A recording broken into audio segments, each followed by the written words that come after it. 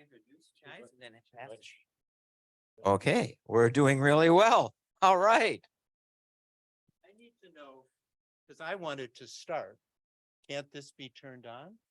It is now. It is now. Okay. You're ready to go. All right.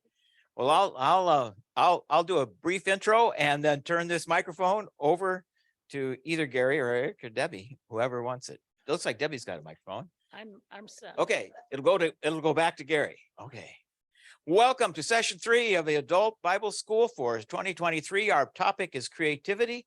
And today we have, my old mind. Today we have Eric and Gary and Debbie, who are going to focus on creativity and quilts and a few other things along the way. There'll be a time where they'll talk about things, and then there's an activity session and refreshments about a little bit after 11. So I think we'll have a fun session together. You guys are always a wonderful part of our Bible schools, and I deeply appreciate all that you do. I think there are some cookies there from J. Marie Christian and or someone else. J. Marie, right? Yep, it's J. Marie, and we'll set that out and get that sort of thing going. You may not see me after the school today because I have an 11 o'clock thing that I need to get to, but I did want to at the beginning remind you that next week we're back on Wednesdays at 10 o'clock in the morning, and we have Gene Sandrock, whom many of you know, on the creative life, an artist, member of the congregation for a very long time. So join us next week as well. And with all of that, I'll just turn this over to Gary and Eric and Debbie. Okay. I wanted to start ahead of time because I'm going to repeat myself and say, you showing up is what really makes these things happen. And we're really delighted. Debbie and Gary and I have had some fun plotting out this, but it seems always flat until you show up. So we're going to take you on an arc through some things about quilting and how quilting is such a wonderful example of creativity. And I think it's going to resonate with you because I think there's so much creativity here. And we're going to keep coming back to that. I have some experience appreciating quilts. I have a quilt on a table there that it's a family heirloom that I'm going to take 3 minutes to show. Debbie brought some that she has worked on. Gary brought one. Who knew? Gary made a t-shirt quilt that his grandmother requested. And to what? Granddaughter. Thank you. Okay. I gotta get a grip on myself here because this is exciting. But I want to say again, we're glad you're here.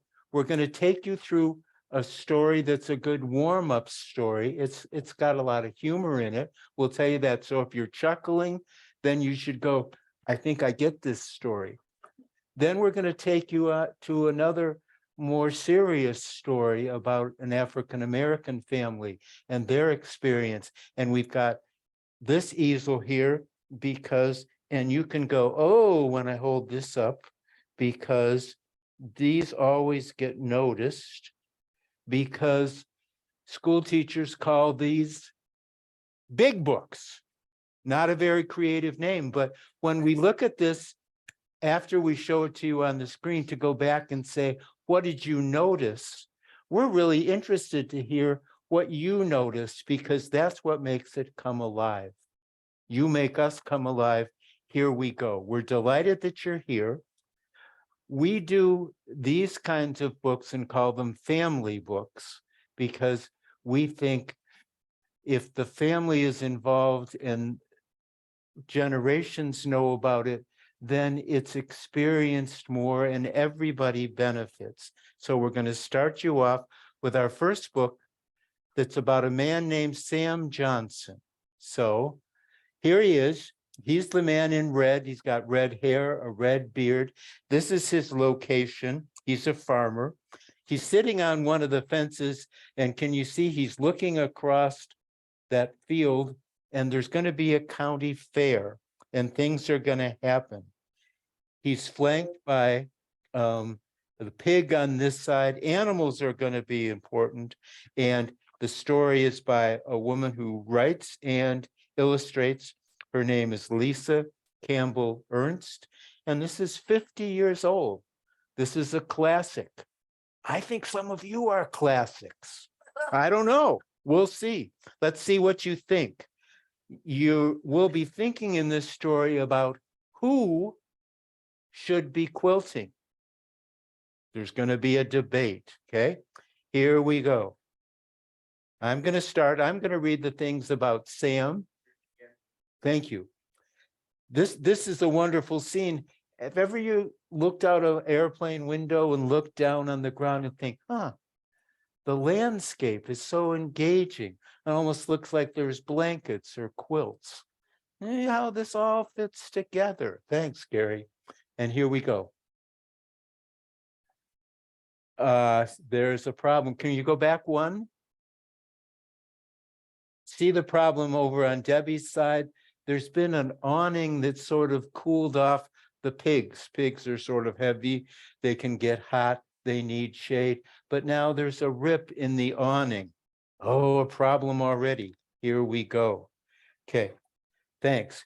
Sam Johnson discovered a torn awning over the pig's pen one morning while his wife was out of town. Oh, trouble. That evening, he settled down to mend the tear himself, taking pieces of cloth from Mrs. Johnson's scrap bag to patch the hole. Now, some people go to the fabric store and buy things for their projects. Sam just went to his wife's scrap bag. I wonder if that's going to go over. Okay. At first, and we're going to turn, just running the needle in and out of the fabric was hard work, but before the evening was over, Sam became more expert. Soon, he was having a fine time choosing patches of different shapes, colors. It was sunrise before he leaned back to admire his night's work. And look at that in the middle. He's holding it up. What a masterpiece, he exclaimed, turning the design about. Just wait till Sarah sees this. She'll be mighty impressed. Anybody see any foreshadowing of a bump in the road? Okay, turn the page. By the time Mrs. Johnson returned that afternoon. Sam was waiting for her on the front porch. Oh, that's very nice, dear, she said, giving his handiwork a quick glance. I'm glad to see you kept yourself busy while I was away. But Sarah, don't you think it's beautiful? Sam protested. And when Mrs. Johnson didn't answer, Sam went on, I had so much fun doing it that I've decided to join your quilting club.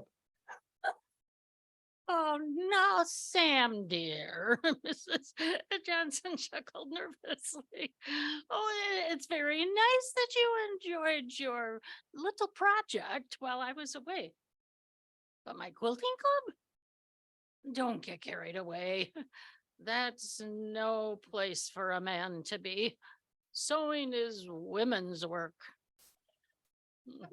But Mrs. Johnson wasn't laughing the next day as she and Sam rode together to the weekly meeting of the Rosedale Women's Quilting Club. Nor did she crack a smile when they walked through the meeting room door and all the ladies turned and stared.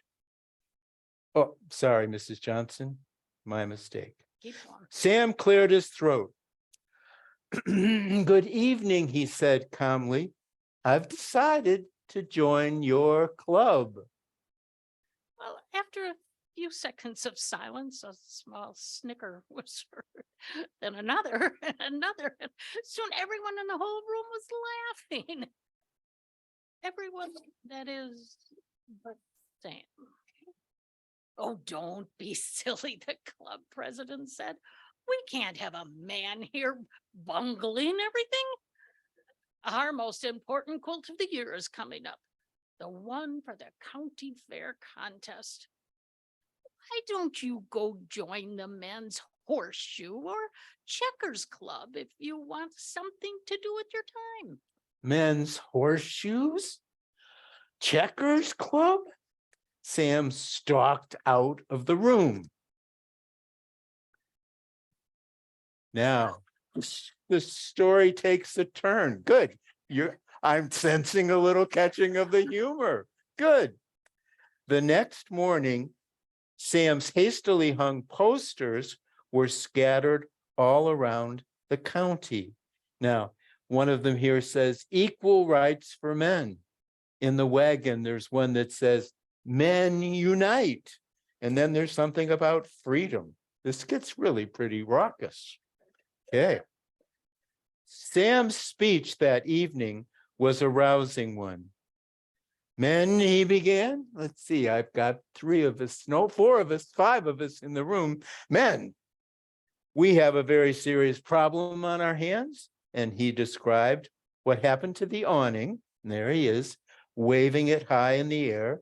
And then what happened at the quilting club meeting. He talked about freedom and the country and the Declaration of Independence. Finally, he explained about the quilt contest at the county fair. Okay, now I need the 5 men in the room to help me here. Are you willing, he said, to prove these ladies wrong? And the men looked at each other and nodded timidly. Are you ready? His voice became louder, to show that you can do more with your hands than plow a field. And they answered with a chorus of quiet yeses. Well, then I say, Sam finished, we men should enter the contest ourselves. This time, the men clapped. Thank you, men. And the Rosedale Men's Quilting Club had officially begun. With the women looking on through the door. I don't know if you. Oh, noticed. thank you for noticing. Yeah, nothing gets Sorry. past the women. See, Oh, the it is that- details are fun. I think the details are as much for the adults as the kids here, but you know, Debbie didn't miss that one. The county fair was only a month away, so the men didn't have much time. They met every night in Sam's barn, working awkwardly at first on their flying geese design. So you start to notice a triangle, yellow triangle, and then yellow and green is part of this pattern. But let's see what the women are doing. Meanwhile, the women were hard at work on their sailboats pattern. In the beginning, they thought the men's club was a joke. Oh, quilting is much too delicate a job for men, they agreed. Soon, though, there were doubts.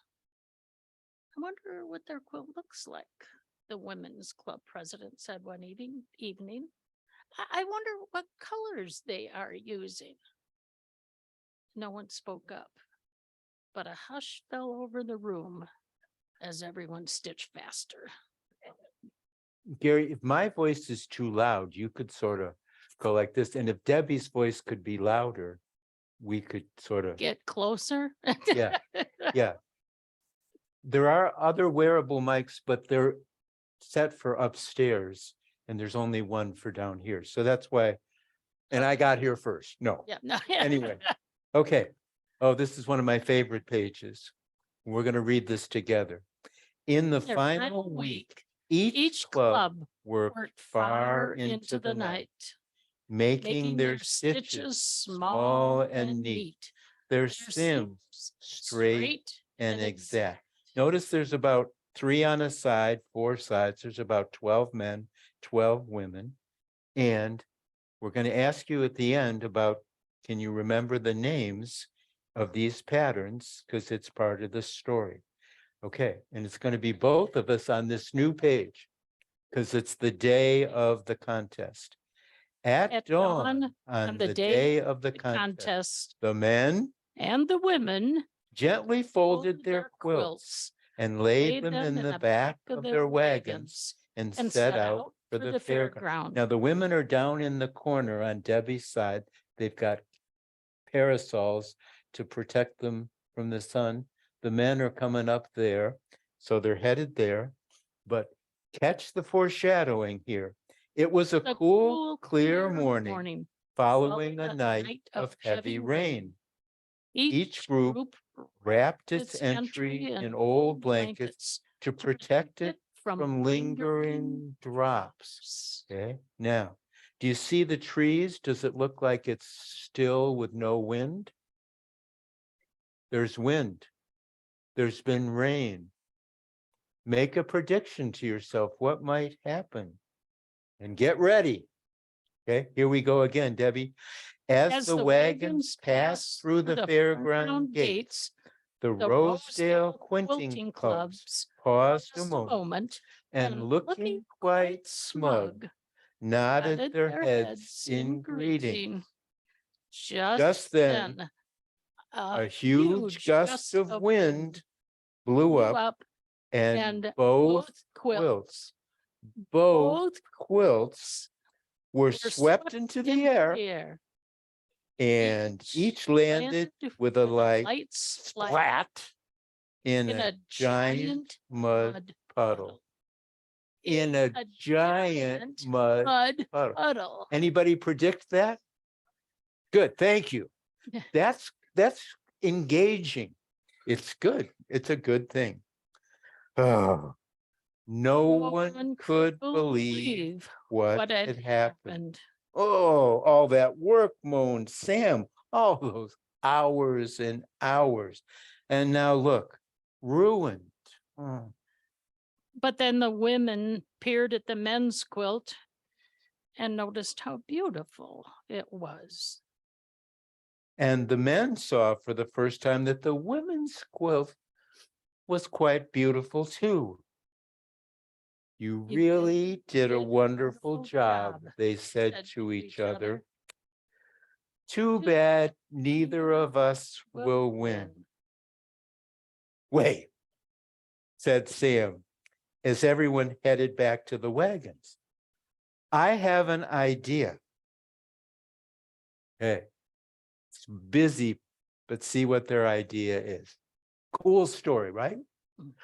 All that morning and all that afternoon, the Rosedale Men's Quilting Club and the Rosedale Women's Quilting Club worked together. Carefully, delicately, they cut out the unsoiled sections of each quilt. Then they pieced together the unsplattered fabric. As the sun set, the last stitches were being put in to complete their amazing design.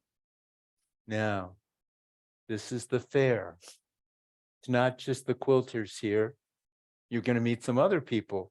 The fair was a great success. Elijah Poole's hog tipped the scales at a record weight. Harriet Iman's apple raisin pie swept every baking prize. And for the quilting contest, the first prize was awarded to the Just Plain Rosedale Quilting Club. And there's Sam way over on the corner. And here's the question that people have asked him. What's the name of your unusual design? Sam paused for a moment, thinking, and then replied, why, flying sailboats, he said. And that's the end of Sam Johnson. Okay, now,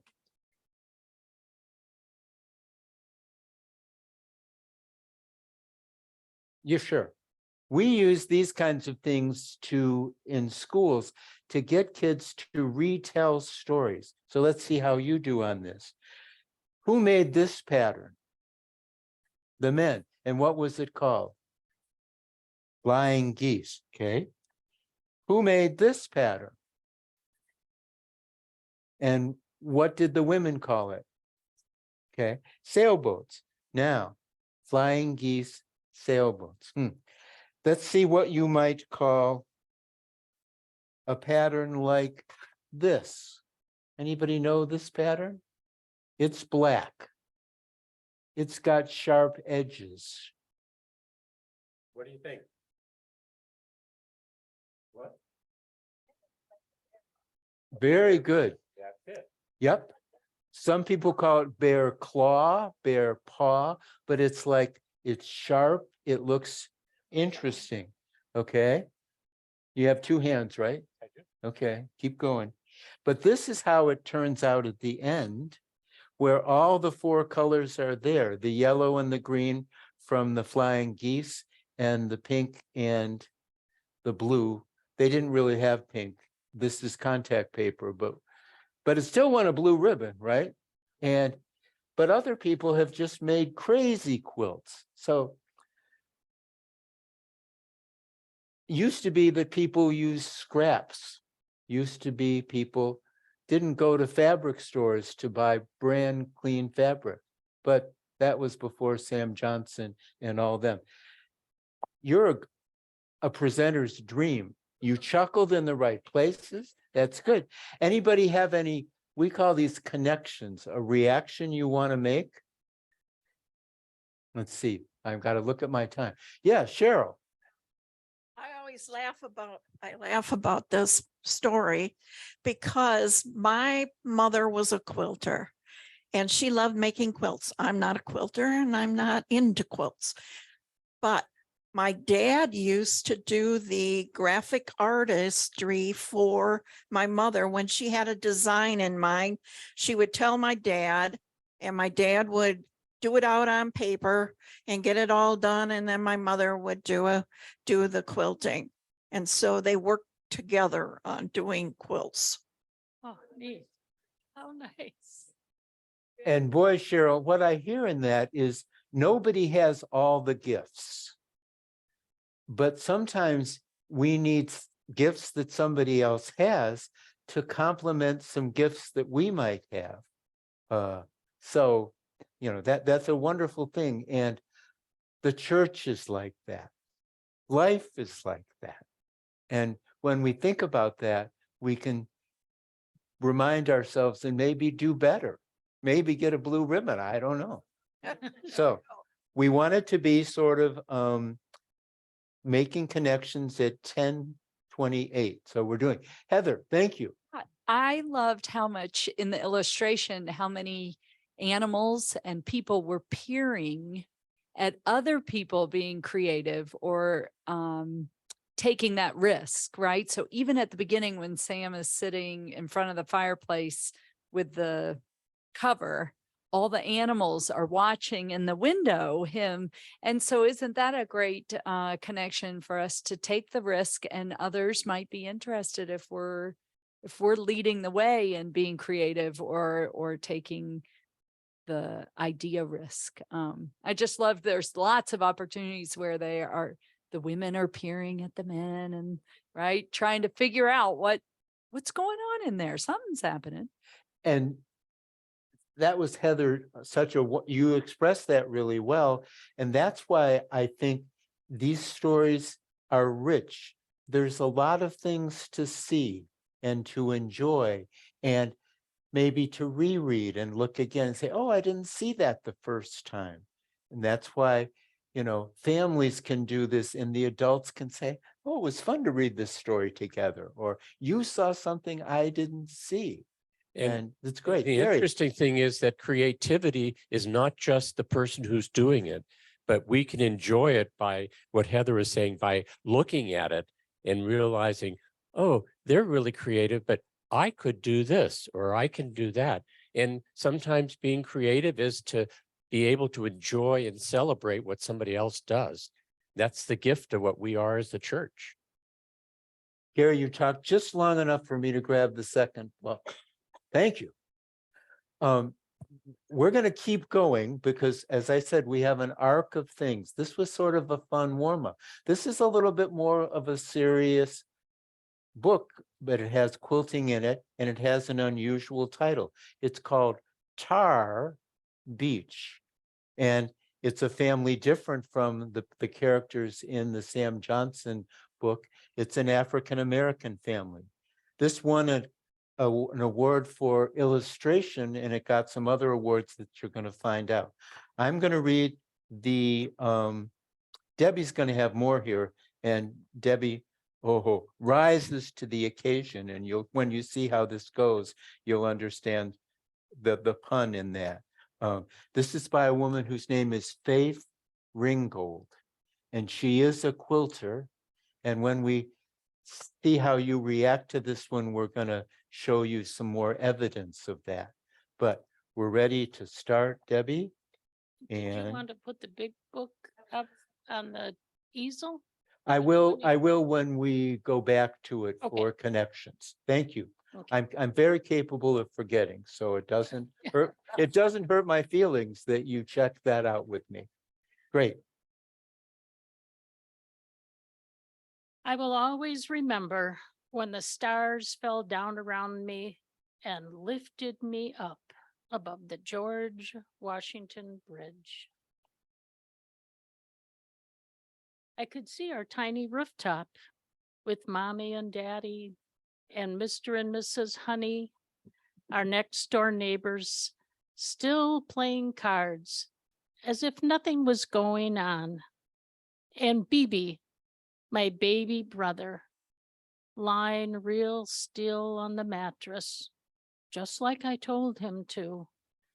His eyes like huge floodlights, tracking me through the sky. Here's the family. There's the mom and the dad, and then the neighbors, Mr. and Mrs. Honey. And then this is the brother's nickname, BB. I don't know if it's Brian, Bruce, or what it is, or maybe they just said, oh, what a sweet little BB. But there he is. He's still lying on the mattress. But Cassie, look where she is.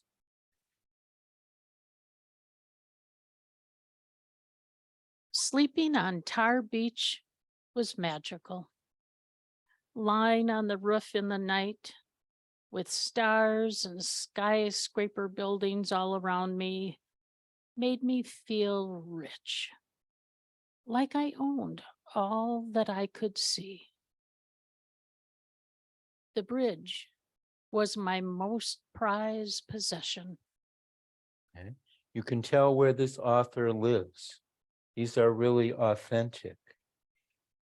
Daddy said that the George Washington Bridge is the longest, most beautiful bridge in the world, and that it opened in 1931 on the very day that Cassie was born. Daddy worked on that bridge, hoisting cables. Since then, Cassie has wanted that bridge to be hers. Now I have claimed it. All I had to do was fly over it for it to be mine forever. I can wear it like a giant diamond necklace, or just fly above it and marvel at its sparkling beauty. I can fly.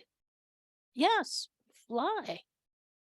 Me, Cassie Louise Lightfoot, only 8 years old and in the 3rd grade, and I can fly.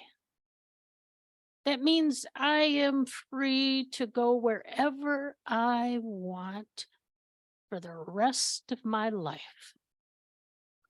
I don't think anybody in our audience is in the 3rd grade. No, 8 years old, no. But being free, wanting to fly, could be. Daddy took Cassie to see the new Union building. Daddy's working on it. Daddy can walk on steel girders high up in the sky and not fall. That wouldn't be me. They call him the cat. But he still can't join the union because Grandpa wasn't a member of the union. Well, Daddy's going to own that building because Cassie's going to fly over it.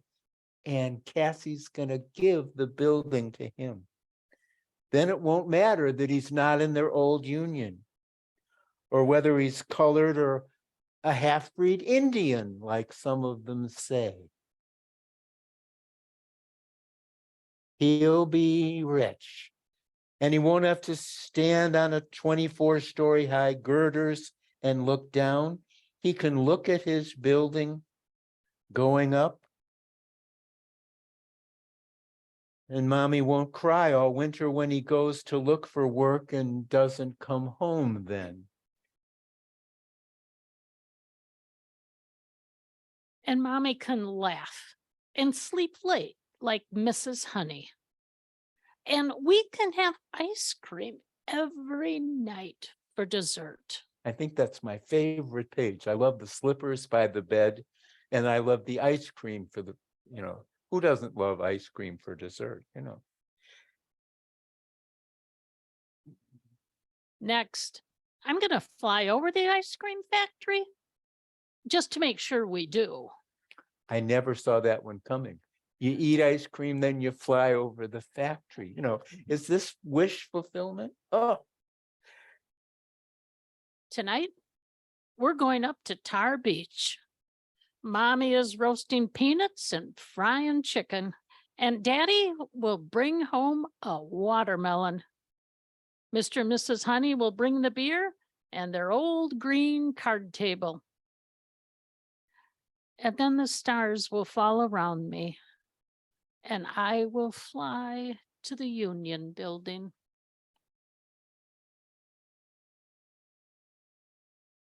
I'll take BB with me.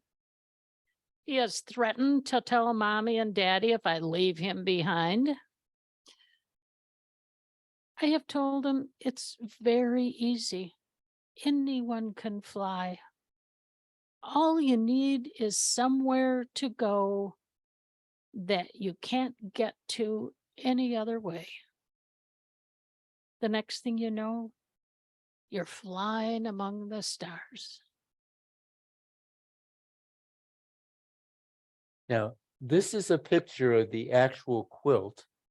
The quilt's in the middle, then there's scraps around the edge, and then the text is here.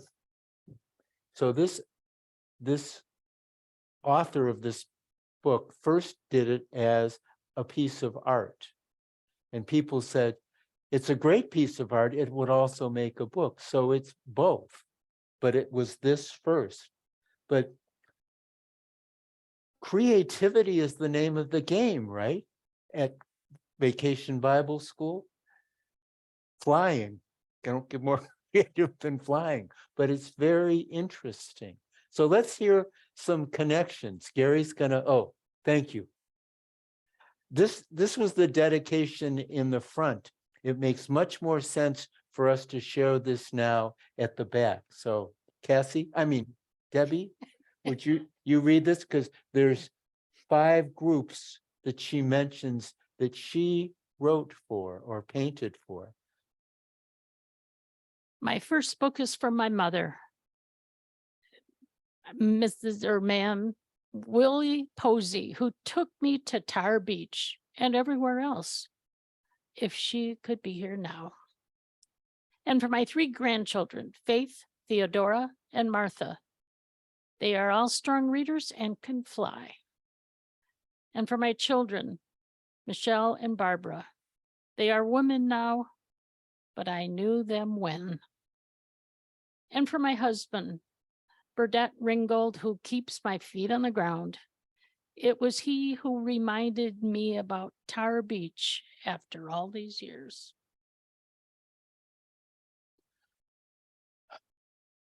You get a feeling people don't just do these things for the money. Thank you for nodding your head. there's an expression there. There's a creativity. Remember, that's one of our themes. It's just, this expresses creativity. So the big book. As a teacher, when all else fails, I'd get out a big book. Kids move in closer. It's bigger. You'd think they maybe take a nap. No, they want to see it, but you can see, oh, this also, it won here for illustration, but then after Martin Luther King Jr. died, Coretta Scott became more active and she started to work on awards for that honored peace. And it's a little too small for my eyes. Let me see if Debbie, yours might have it actually. It does not, no. Nonviolent social change. Nonviolent social change, peace and Community brotherhood. Brotherhood. Okay. Sorry, it is very small to see. Yep. Okay.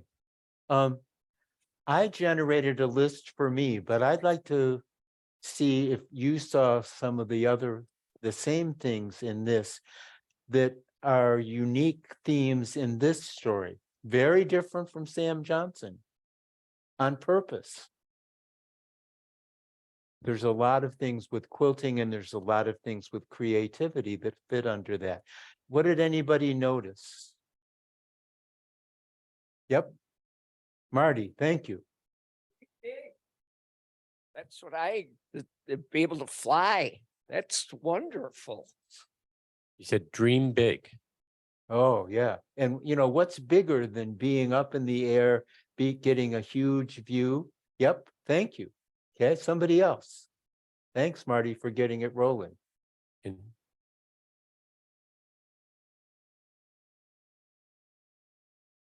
Imagination. Imagination. Yep. And you don't give somebody imagination.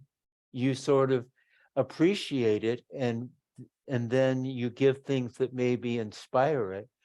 But if you say, okay, I'm gonna tell you, Bubba, how you're gonna imagine playing with this toy, then Bubba's not imagining because you've told it. If all the directions are there, kids aren't choosing for themselves. Well, even the fact that she calls the rooftop Tar Beach. So in her imagination, it's not the tar covered top of the roof. It's Tar Beach. It's where they go to picnic. It's family fun. It's full of opportunity. Yeah. So Yep. everything. Yeah. Well, and Sandy, you Hold prob- it. Yep. By your mouth. you can probably agree Tar Beach, this was probably North Carolina, where the beaches do have tar on them, right? Okay, that would be literal, but with all these bridges, it's supposed to make us think of a metropolitan area. Anybody get a sense of where that would be? New York? Yeah. New York. And some people would leave and go out on Long Island Sound and go to a beach out there. Do you think Cassie and her family would have been welcome there? Not so much. They also probably couldn't have afforded it. So they had to go, their beach was the only place that was free for them to go up on the roof. And it didn't have sand and it didn't have surf. What did their beach have? Tar. Yeah. Just a minute. Marty. What year was this book? Oh, what a year was great the book? question. I will tell you, 91. And she continued to write and she continued to, and we're going to have some time at the end to choose from different things. The books will be on one table. You could look more, or one of us could be around to help you know some more information on that. We're going to. And one of the things we've learned is that this is now a banned book.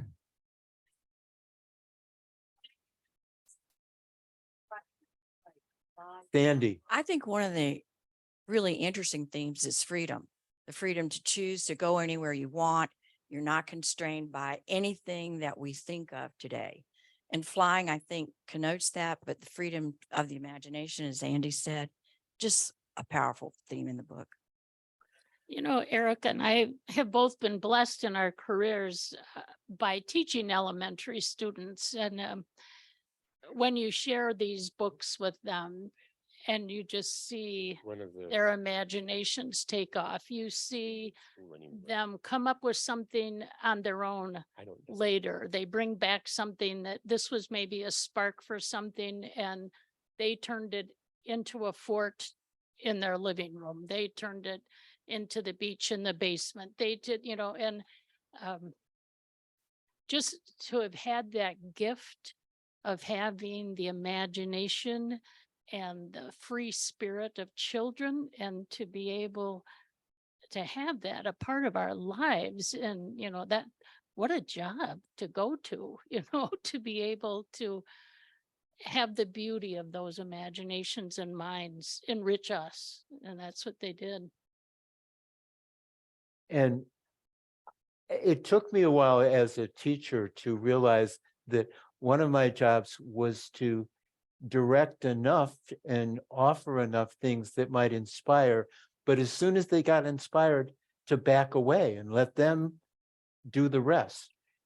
I'm going to try to make it so interesting you can't help but come up with some ideas. And as soon as you get the ideas, you take it where you're going to take it. But if it's just a coloring sheet and you're deciding, oh, do I make Yogi Bear's pants blue or do I make them green? That's not as empowering as what do I think about? What would I take to the picnic? Would I take watermelon or would I take chicken? Well, if I'm an 8-year-old, I take watermelon. You know, it also wasn't available all the time when I was a kid. So when we got watermelon, you know, and you spit out the seeds, what 8-year-old wouldn't do? Anyway, that's not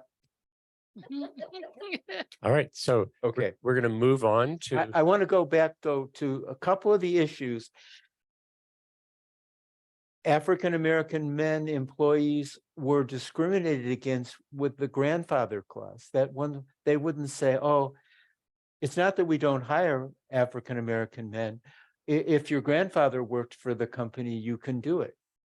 Well, but that was a disqualifier because no grandfathers, you know, two generations back would do that. So it was discrimination, and that's just really hard. And this is not the only time when flying and escaping became part of the storyline for African American people, just to try to sing about swing low, sweet chariot, or to imagine different kinds of lives.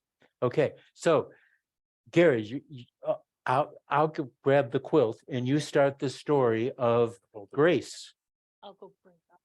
So I wanted to share with you, I'm a little bit like Sam Johnson, because I during the pandemic thought, people are making lots of masks and so forth. So I decided Gary could do that. So I remember going to the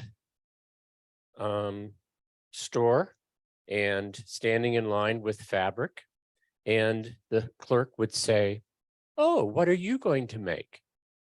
But I never heard her say that or him say that to anybody else.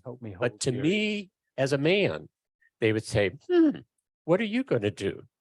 So I borrowed, or I actually brought back a sewing machine that was my sister-in-law's that my son had. And I thought, I can try this.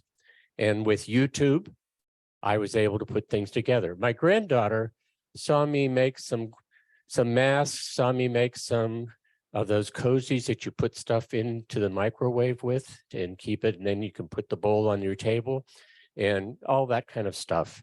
And she said, Grandpa, have you ever seen a t-shirt quilt?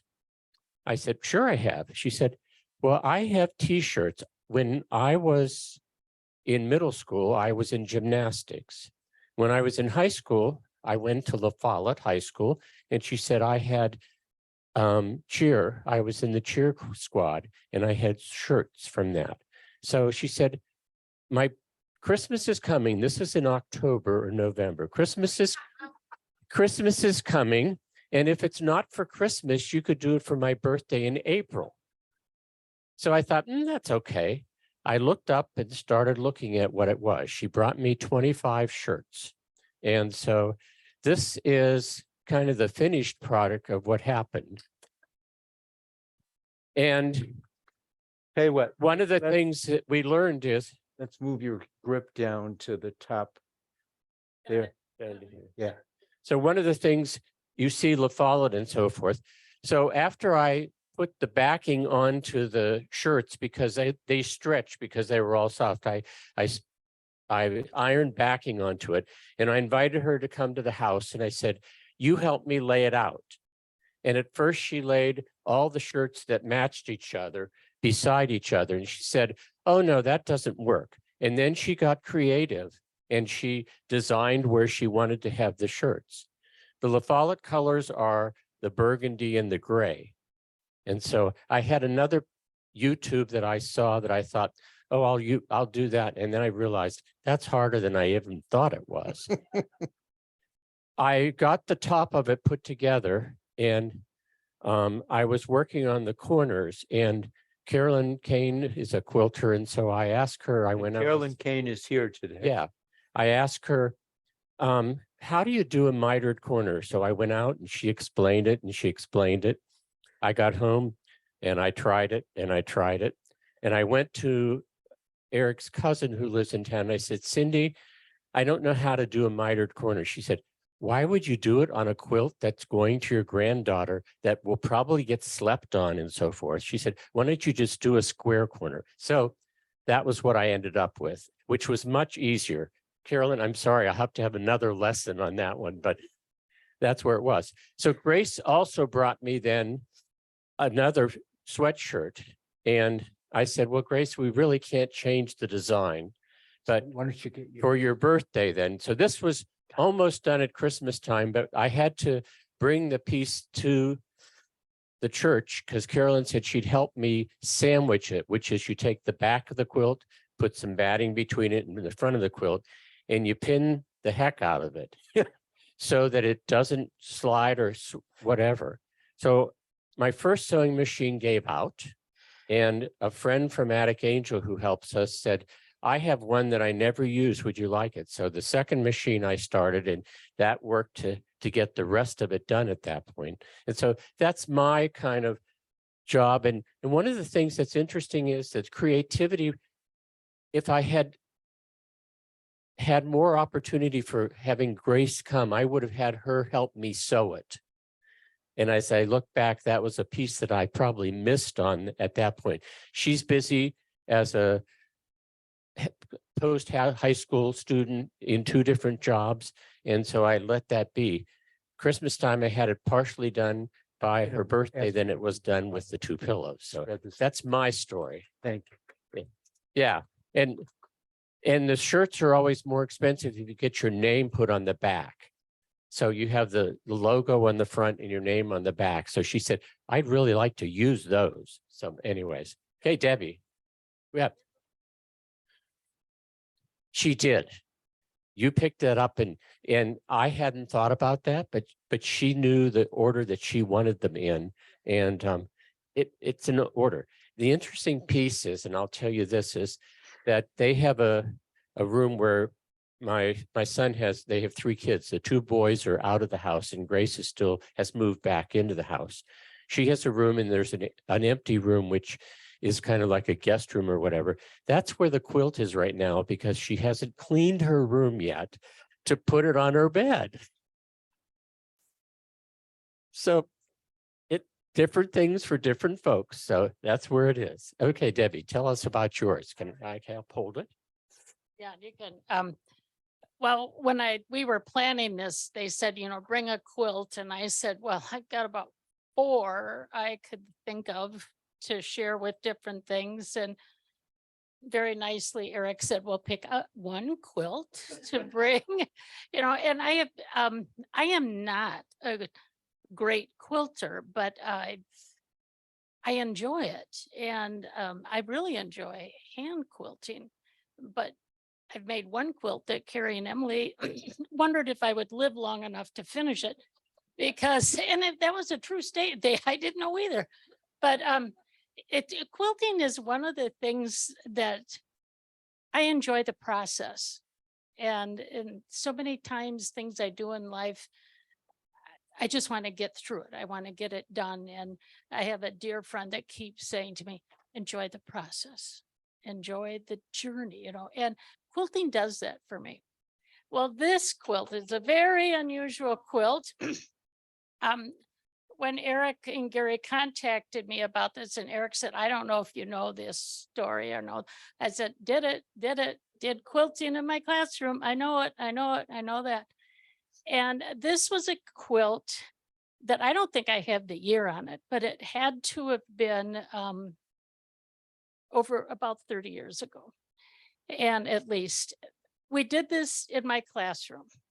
And these were 6 and 7-year-olds. Now, this was one of my weaker moments, that if you can imagine having 20 some 6 and 7-year-olds with thread and needle.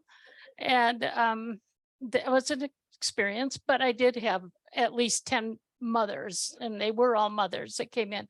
So each child was asked to bring in some fabric, and we had done the quilt books, we had done quilting and math, we just, I did it to everything. And so they brought in fabric, and this square was one of my squares, and that was from 2 dresses that I made for Carrie and Emily when they were growing up.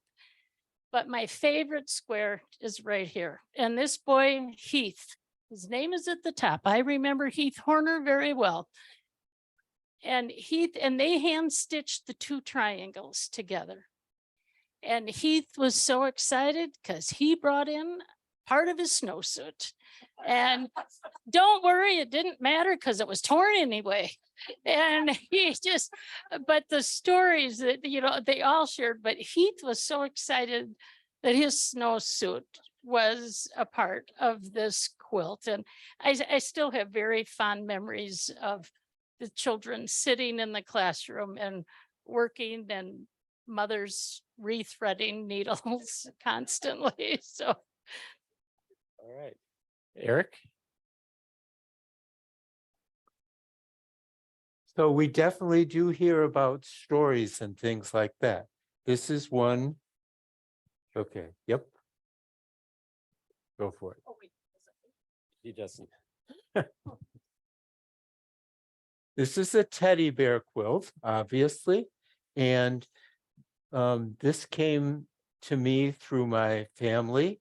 I've had 2 partners in my life, and my first partner we lost to schizophrenia. She's still alive, but she's not who she is. But her family, this was her great aunt, Aunt Kitty, and she had done this quilt, and it hung by our daughter Emma's cradle and things like that. And it was a little worn. So I had somebody who was a neighbor who loved challenges, and she said, well, I'll replace some of the fabric. So if on our choice time at the end, you want to take a look, you can see, oh, I can see this is a fabric that was replaced, or down at the bottom, there's one that's worn off because we hung it on the wall so it could be over the cradle because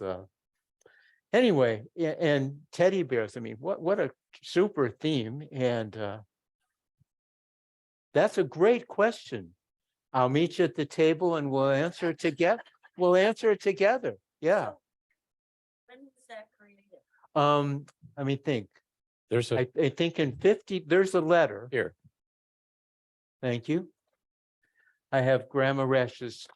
I had a grandmother named Emma, and Claudia had a grandmother named Emma. None of them were Emma James, so we were really lucky. So this came from Emma Claire Mack Rash and to me. And she says, Aunt Kitty did it. Was probably made in 1950 when Claudia was born. And so, and she didn't make it, but she knew Aunt Kitty. And I saved this because the memory is nice, but sometimes it's nice to have something that triggers those memories. So this is that. So Eric asked me if I would do a little tying in, Oh, yeah. understand that one, tying in what we do here at Church for Lutheran World Relief. And if you were at church on Sunday, Pastor Katie really added to her list of the way that we at Midvale are active in working for the world and working and sharing our gifts. And I don't know if she knew, I mean, she knew what we were doing, but whether that was the reason she picked that as a part of the three things that she said were not. But I want to go back to last week when Larry presented about creativity in the New Testament. And he said in the biblical stories, there are always patterns and there's kind of an orderliness of it. And I sat there and wrote that down and I thought, that's kind of like quilting, an orderliness and a pattern. He said that the biblical stories are always creative. They're kind of a creative process as we learn those. And I thought, that sounds like quilting. You know, the story quilts, the quilt that tells the story about the life that we have, the books that told the story about what quilting was about. Then he went in and he talked about broadcasting seed. Do you remember that if you were here? He talked about in the old ways, the seed went wherever it wanted to go at that point. There was no judgment done. And I thought, he's talking about sowing seeds. Yeah, you chuckle. Sowing. There's two different ways of saying that same word, two meanings to that. And what quilting is about, sowing the seed at that point, not caring where it goes, but the validity of what it does as it goes. That's what our Lutheran World Relief quilts are about. It's sowing them and sending them on their way. Then he talked about the book of Revelation and Daniel, the coded language, the images that many of the biblical stories had of hidden. I thought, that's no different than quilting. The hidden message that's in those quilts that says, sometimes Debbie has a quilt that she brought along, but it's one that when they were doing a chapter on the Underground Railroad, one of the mothers had brought in a quilt that showed the story of the Underground Railroad and so forth. And then the stories that were hidden in Revelation and Daniel sometimes for sure gave hope. And I think that's what we want to say in relationship to our quilting. They give hope to people. They give hope to people because they're sometimes used for warmth. If you look at some of the YouTubes and so forth that the church provides, they're sometimes used for a roof over which they have. Sometimes they're sold. They're used to barter, to buy food or whatever at that point. And what a gift it is. So Sunday, I asked Karen Mant and about the quilting that we've done, and she gave me a list more than I would have ever expected. 3 pages that tells you about everything that's been done in the last 49 years of quilting. And I just picked out a couple things. In the last 49 years, and remembering that in the more recent time, we've been making more quilts than 49 years ago. Lutheran World Relief was not collecting quilts at that time in the same way. We've made 6,474 quilts. And over those 49 years, I think if I averaged it right, would be about 132 a year. Donations to the quilters has been $18,673.95. Yeah, another gift at that point. We learn the value of what that is, the value of giving, the creativity that's alive in whatever we do. It's well, and each of us are a part of that. What a gift. Thank you to the quilters for sure, and for all of us who love that creativity. And before you go, one of the things Karen has opened the closet, which we don't always get to see because there's curtains on that closet, but you can open up and see what they have done ready to go this year in October. Do you know how many? Oh, they don't count until they pack. Well, that's one way to do it, that's for sure. And so you'll see a lot of the quilts that are there if you take a glance in that door. Next, Eric. This is a very rich, well, I don't mean financially rich congregation, but it's a very rich congregation in terms of all the good work that they do and all of those kinds of things. And even if we don't do it, but we know people who do it, and it's inspiring. And remember, there's a stained glass window that's given in honor of the quilters past, quilters present, quilters in the future. So this is one of the wonderful characteristics of Midvale. Yeah, I really rehearse this. Midvale Creativity Lutheran Church, because, instead of calling it community for this theme, I keep saying Midvale Creativity Lutheran Church. And we want to appreciate all the different ways that people use their creativity. Mine isn't with sewing, mine might be with stories. But anyway, we're going to, thank you. First, though, I want to show these three things. We're going to try something, and we have it spread out on 4 of the tables, and there's some wrapping paper that looks quilt-like patterns in the middle. And then there's some squares like these. They come in 4 different colors, and in math, they call these core squares. And they want kids to realize how you can take this same square and rotate it and put it with other squares the same, and make a real varied group of different patterns depending on what you do. So we've put on 4 of the tables over there some of these, and we're starting you off with 4 like this, so you could make a square with one of these on each corner. But like on this one, on the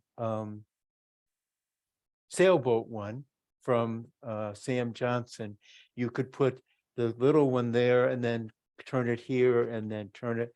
We'll see what you can do. There's extras in the middle. You could take some and make a 3x3 with 9 of these and see how that inspires you. You could do it at one table and then move to a different table, because there's different on the yellow squares. There's things like these. You can tell I like contact paper, and maybe, I was watching the Packers, and well, no, I made these because you can do things with these. And so we're going to let you see Debbie's granddaughter. This is Sophia, and she started with 1 and then arranged multiples. And you're going to go, oh, and then you're going to run over there and get a chance to do it. Or no, sorry, dignifiedly walk. Okay, here we go. Before you move it, I'll say, and I don't think I remembered to share this with Eric and Gary, but Eric, with the box with all these squares, he had a copy of traditional quilts patterns, like the flying geese and that. They were all printed off. So I was explaining, Sophia and I were together, and I was explaining, would you do this with me and see what you do? And this is an idea of some traditional quilt patterns. And she said, oh, I don't need that. And she just immediately put that aside. She was not gonna try to duplicate, and some you may think, "Oh, well, really that was a duplication, but um, it's just, she just turned 13, and to see her just have fun and setting these out, and you could see the wheels turning. So that's the pink one, but she named Yeah. it, she names it too, Yes. very contemporary, Pac-Man. Yeah, so that was a quick one. Oh, that's Pac-Man, Grandma. Move on. So this one, um, I said, Sophia, what's the name? She said, well, it's Green Waves. And I said, Green Waves. She said, Grandma, our oceans are in trouble. They need help. So it's peaking up. The wave is peaking up, and then at the Some may see Oh. the black, other people see the green waves. and yeah. And this one, she had it laid out, and I just said, well, what a boat? What are you doing? She said, Grandma, houses. And you can see a simple house, had one going one way and the other. And then she talked about how if you extend it out from the center, you'd end up. Is that where you see it, Debbie? That's Yep, where I that- see it That was her first. house. And Yep. then the other one's upside down. And if you kept going, you'd have a cul-de-sac, of her houses. And this one, she had fun. She put this together, and I said, whoa, what's that? She said, which way? Directions? Help. And so that was fun with her. Tell her we're impressed. and I tell will. her- And yeah. both Sophia and Austin would have come today because they would have liked to play with, and they're both in classes today, strength and agility and golf. So So you're going to get a chance to play or explore or creativity, whatever it is. But the last thing we want to do before we break up, and I have to do this.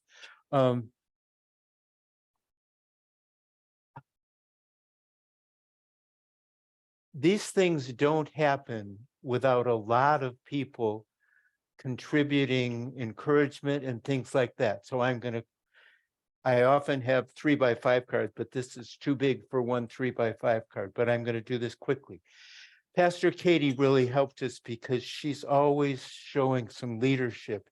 She's up front, she's going before, she's setting example. Pastor Blake, even when he's on a sabbatical, even from a distance, is, leadership. Pam in the office, we asked for name tags because when I hear your great ideas, I want to know who's telling us this great idea. And I'm going to be walking around and saying, oh, I'm so glad you came, Sandy. But I'm going to say to somebody, I don't know you. You had to listen to me. I wear my name tag. I want to get to know you. Pam, we didn't need any handouts, but she got the name tags for us.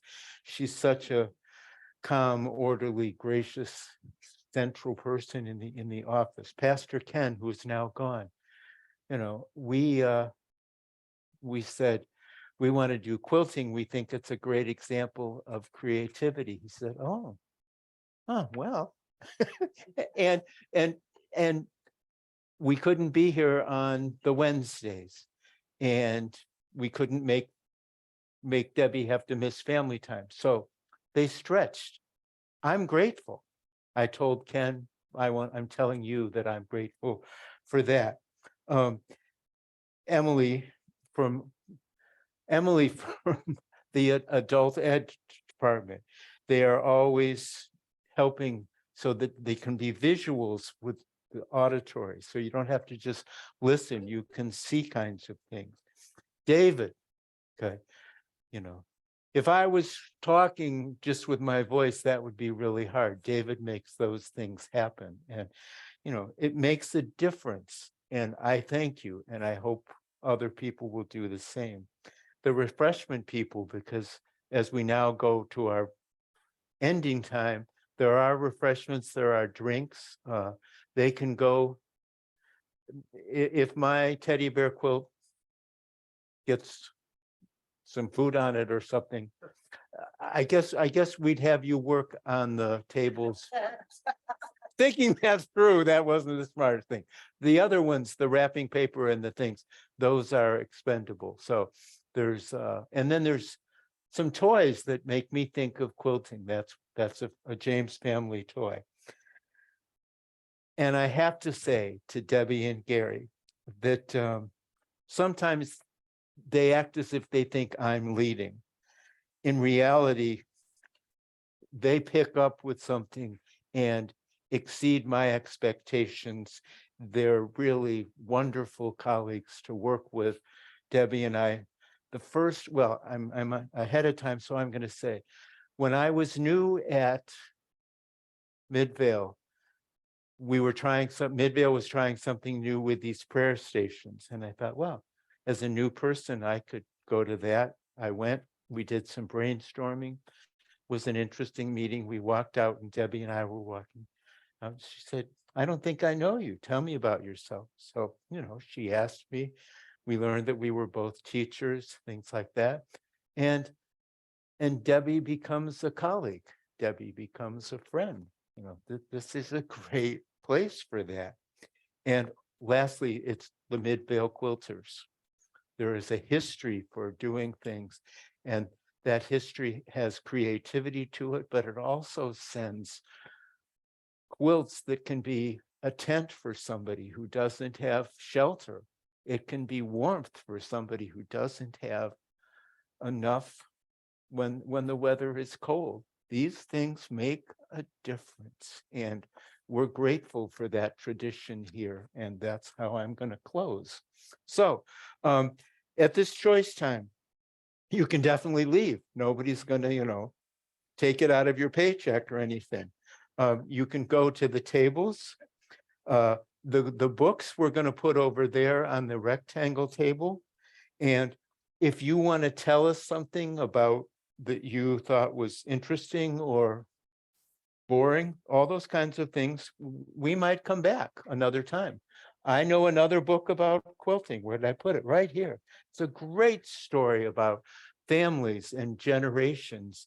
And when the grandmother who used to quilt is teaching the granddaughter, and then the grandmother has a temporary health issue, and she has to coach the grandmother because the granddaughter, because the grandmother can't do it.